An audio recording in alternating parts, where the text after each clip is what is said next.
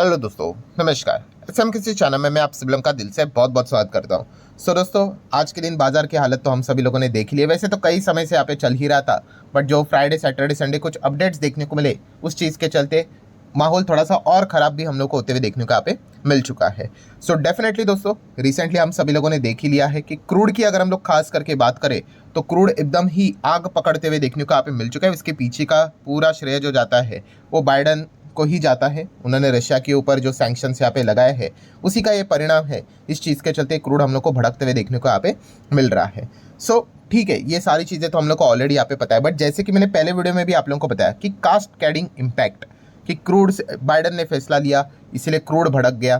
ठीक है, अभी क्रूड भड़क गया तो इस चीज़ के चलते कौन सा सबसे बड़ा खतरा हमारे ऊपर देखने को मिल जाता है, वो है इन्फ्लेशन का, महंगाई का। क्योंकि जैसे कि आपको पता ही है, ये भी एक कैस्केडिंग इम्पैक्ट है कि क्रूड अगर महंगा तो पेट्रोल डीजल महंगा, पेट्रोल डीजल महंगा तो ट्रांसपोर्टेशन महंगा, ट्रांसपोर्टेशन महंगा तो आपके घर में जो भी सामान आता है, हर एक चीज़ महंगी। ठीक है, ये मैं बार बार रिपीट करते रहता हूँ ताकि वो चीज़ें आपको समझ आ जाए। ठीक है, अगर मैं रिपीट नहीं करूँगा आप भूल जाओगे 4 दिन पहले क्या आपने सीखा था, क्या आपने वीडियो देखा था। तो इसलिए रिपीटेशन काफ़ी इंपॉर्टेंट होता है सीखने के पॉइंट ऑफ व्यू से। इन्फ्लेशन की अगर हम लोग बात करें तो वो बढ़ने का खतरा होता है। जब भी क्रूड बढ़ेगा, इन्फ्लेशन बढ़ने का खतरा रहता ही रहता है। आज की अगर हम लोग बात करें, आज कौन सी तारीख है? 13 जनवरी। एंड जैसे कि कल के दिन आपको पता ही है, मैं हमेशा संडे के दिन यूजुअली वीडियो बनाता हूं कि आने वाले नेक्स्ट 5 दिन कौन कौन से इंपॉर्टेंट ट्रिगर पॉइंट है जो कि बाजार में फोकस में रहेंगे। उसमें से आज की तारीख भी फोकस में थी। क्यों? क्योंकि हमारा इन्फ्लेशन का डेटा यहाँ पे सामने आने वाला है।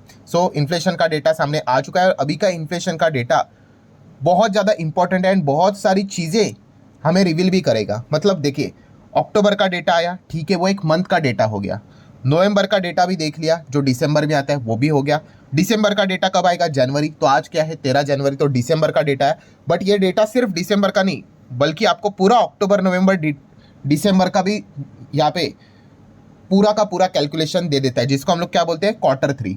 ठीक है, तो इसलिए जिस भी क्वार्टर का जो आखिरी मंथ होता है उसमें जो भी डेटा आता है वो बहुत इंपॉर्टेंट हो जाता है, क्योंकि वो मंथ के साथ साथ पूरे क्वार्टर का भी कैलकुलेशन बता देता है। एंड खास करके अगर हम आरबीआई की बात करें तो आरबीआई जो भी प्रेडिक्शन हमें देता है महंगाई को लेकर, वो क्वार्टरली ही प्रेडिक्शन यहाँ पे देता है। एंड उसी को लेकर मार्केट मैच करने की कोशिश करता है कि क्या आने वाले समय में, मतलब inflation is with in control और आउट ऑफ कंट्रोल, एंड आने वाले एमपीसी की मीटिंग में क्या हम लोगों ने रेट कट की उम्मीदें रखनी चाहिए या नहीं रखनी चाहिए, इससे रिलेटेड सारी बातचीत स्टार्ट हो जाती है।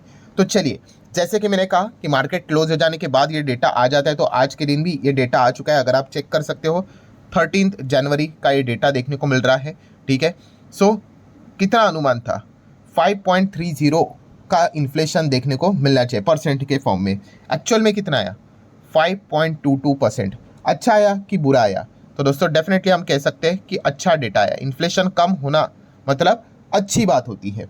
तो चलो, एटलीस्ट हम ये कह सकते हैं कि इतने खराब माहौल में कुछ तो एक एक दो दो, अगर बोलते हैं ना, वो क्या कहावत, डूबते को तिनके का सारा, वैसे ही कुछ अच्छी अच्छी खबरें अगर मिलेंगी ऐसी छोटी मोटी, तो उसी को सेलिब्रेट कर लेंगे। तो डेफिनेटली इस खबर को आप चाहो तो थोड़ा बहुत सेलिब्रेट कर सकते हो। ऑब्वियसली पिक्चर अभी भी बाकी है, पिक्चर काफ़ी बड़ी है, बट अगर ये डेटा खराब आता तो डेफिनेटली हम, मतलब क्या ही बोले, हाथ ही खड़े कर दो, इस प्रकार की चीज़ें देखने को मिल जाती थी। बट जैसे मैंने कहा, ये दिसंबर का डेटा है, तो दिसंबर के साथ साथ हमें पूरे क्वार्टर का भी कैलकुलेशन हम चाहे तो यहाँ पे कर सकते हैं। मतलब आप देख सकते हो, ये देखो, अक्टूबर नवंबर दिसंबर, तो ये देखो कितना था अक्टूबर में? 6.21। यहाँ पे हालत तो बहुत ही ख़राब थी। आप देख सकते हो कहाँ से कहाँ चला गया इन्फ्लेशन, यहीं से प्रॉब्लम स्टार्ट हुई। फिर जाके इन्फ्लेशन कम हो गया 5.48%। एंड फिर इस वक्त की बात करें तो अगेन महंगाई कम हो गई 5.22%। ऑब्वियसली काफ़ी लोग कमेंट सेक्शन में बोल ही देंगे सर ये डेटा सच है झूठ है। जो डेटा प्रेजेंट किया गया है मैं उस हिसाब से यहाँ पे बात करूँगा। ठीक है, वो पॉलिटिक्स में मुझे पर्सनली यहाँ पे जाना है नहीं। ठीक है, अभी हम लोगों ने क्या करना है? तो अभी हम लोगों ने इन तीनों डेटा को क्या करना है? इसका एवरेज निकालना है। एवरेज तो भाई स्कूल में सीख ही लिया हम लोगों ने। ठीक है, तो चलो 6.21, यहाँ पे कैलकुलेटर ओपन करते, 6.21 प्लस और कौन सा डेटा है? 6.21 के बाद 5.48 लिख लेते हैं। ठीक है, प्लस और पीछे जाते कौन सा है? 5.22। 5.22 is equal to 16.9 divide by 3, quarterly है ना, तो 3। कितना है इन्फ्लेशन? एक्चुअल में ये इतना आ गया है 5.6। आप चाहो तो राउंडेड फिगर ऐसा भी बोल सकते हो। अभी हम इस डेटा का क्या करेंगे? इसको बोलेंगे हम Q3 का एक्चुअल इन्फ्लेशन। इसको हम लोग कंपेयर करेंगे किसके साथ? यस, आरबीआई का जो डेटा जो उन्होंने एमपीसी की मीटिंग के वक्त प्रेजेंट किया था उसके साथ कंपेयर करके देखेंगे तो आपको एक अंदाजा आएगा कि इन्फ्लेशन आरबीआई के अनुमान के बाहर है या फिर अंदर है करके। सो चलिए यहाँ पे हम आ जाते हैं। जैसे कि आपको पता है अभी रिसेंटली जो एमपीसी की मीटिंग हुई थी ना उसमें काफ़ी कुछ बड़े बदलाव हुए थे। क्यों? क्योंकि सरकार ने भी फटकार लगाई थी आरबीआई को कि अरे भाई आप जो भी प्रेडिक्शन देते हो, फोरकास्टिंग देते हो, थोड़ा सा रीजनेबल दे दो, ठीक है? क्योंकि आप बोलते हो फॉर एग्जाम्पल 8%, कोई भी अगर एक डेटा में ऐसे ही बोल रहा है 8% है, एक्चुअल आता है 6%, इतना बड़ा गैप कैसे? तो इस चीज़ को लेकर सरकार की भी हालत खराब हो जाती है, पार्लियामेंट में उनको जवाब देना पड़ता है। उसके बाद लास्ट एमपीसी की मीटिंग में आरबीआई ने बहुत सारे फोरकास्टिंग चेंज की थी इन्फ्लेशन जीडीपी को लेकर। सो उसमें भी आप देख सकते हैं, देखो आरबीआई ने क्या किया था, रिवाइज किया था CPI inflation forecasting for Q3, ठीक है? पहले कितना बोला था पता है उन्होंने कि 4.8 आएगा, प्रीवियस की बात कराओ, और लास्ट टाइम उन्होंने इसको रिवाइज कर दिया कितना, 5.7। देखिए कितना फर्क देखने को मिल गया। वरना मतलब जो पुराना वाला वैसे ही रखते ना, अगर सरकार अगर फटकार नहीं लगाती तो इस वक्त भी हम लोग कहते कि इन्फ्लेशन का डेटा बहुत खराब आया है करके, ठीक है? पहले 4.8 बोला था, बट चलो वो 4.8 की बात छोड़ो, कितना बोला उन्होंने कि Q3 में आएगा 5.7। एक्चुअल में कितना आया अभी मैंने कैलकुलेट करके आपको बताया, यस 5.6 आया। सो अच्छा है कि बुरा है? तो डेफिनेटली इस पॉइंट को आप चाहो तो अच्छा जरूर कह सकते हो, ऑब्वियसली बुरा तो नहीं कह सकते। Whether it is a monthly दिसंबर के हिसाब से बात करें और whether it is a quarterly अक्टूबर नवंबर दिसंबर के हिसाब से बात करें, तो जितने भी फोरकास्टिंग था इन्फ्लेशन उससे कम आया है, और इन्फ्लेशन का कम आना ये एक अच्छा पॉइंट माना जाता है। बट जैसे मैंने कहा कि ये सिचुएशन को मैं आपके सामने रखना चाहूँगा, इट जस्ट लाइक दैट कि हाथी के सामने चींटी, ठीक है? हाथी के सामने चींटी मतलब जो नेगेटिव खबरें हैं ना दोस्तों वो इतनी ज़्यादा है ना, हाथी जितनी बड़ी है।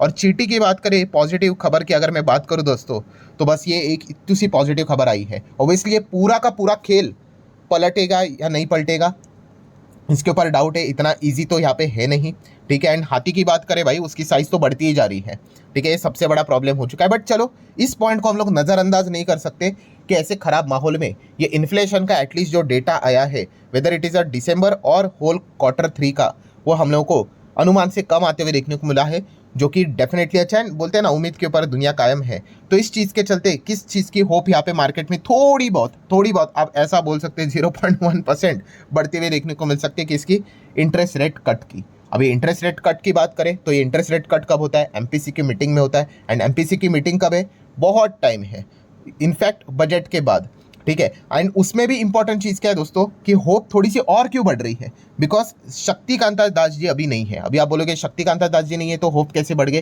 क्योंकि शक्तिकांता दास जी ने खुद बार बार ये स्टेटमेंट दिया था, आप चाहो तो गूगल करके देखना, मल्टीपल मेरे वीडियोस भी मिलेंगे। उन्होंने बोला था कि हमारा इन्फ्लेशन का टारगेट है 4%, जब तक वो 4% पे स्टेडी नहीं होता है तब तक रेट कट हम नहीं करेंगे। बार बार वो यही चीज़ों को दोहराते रहते थे, ठीक है? बीच में इन्फ्लेशन लिटरली 4% पे चल रहा था आसपास, ठीक है? उसी के इधर देखने को पड़ा था, फिर भी उन्होंने रेट कट तभी नहीं किया था। वो कह रहे थे कि लगातार निरंतर 4% की इधर होगा तभी हम रेट कट करेंगे। एंड उसके बाद गाड़ी छूटी गई भाई, फिर उसके बाद क्रूड बढ़ गया, इन्फ्लेशन आउट ऑफ कंट्रोल हो गया, फिर 6 के ऊपर चला गया। एंड उसके बाद आपको पता ही है सरकार ने भी इनको एक्सटेंशन दिया ही नहीं। सो होप क्यों बढ़ रहा है? क्योंकि इसके बाद अभी अगर हम लोग बात करें तो संजय मल्होत्रा जी हम लोग को आरबीआई के नए गवर्नर देखने को मिल चुके हैं। एंड शायद से हम कह सकते हैं कि वो थोड़ा रेट कट के फेवर के बारे में सोच सकते हैं, ठीक है? वो तो अभी तक मैं एक जस्ट अनुमान बता रहा हूँ। ओरिजिनल पिक्चर तो भाई हम लोगों को फेब मंथ में ही पता चलेगी, जब वो अपनी पहली एमपीसी की मीटिंग को एड्रेस यहाँ पे करेंगे एंटायर कंट्री के सामने, तभी पता चलेगा कि वो एग्जैक्टली क्या सोचते करके। और इसके पीछे का रीज़न भी मैंने आप लोगों को बताया था कि शक्तिकांता दास जी का यहाँ पे जाना इंटरेस्ट रेट कट होने के चलते एक और पॉजिटिव पॉइंट क्यों? क्योंकि इसके पहले भी जो फैसला लिया गया था वो 4:2 का लिया गया था। मतलब 4 लोगों ने बोला था, एमपीसी के 6 मेंबर्स होते, 4 ने बोला था कि भाई जैसा रेट है वैसा ही रखो, बट 2 ने बोला था भाई रेट कट करो करके, ठीक है? कल अगर जाके 3:3 भी होता ना तो भी रेट कट नहीं होता। क्यों? क्योंकि जब टाई होता है तो आरबीआई गवर्नर डिसाइड करता है कि क्या फैसला करना है, और आरबीआई गवर्नर तो पहले ही रेट कट के फेवर में है ही नहीं।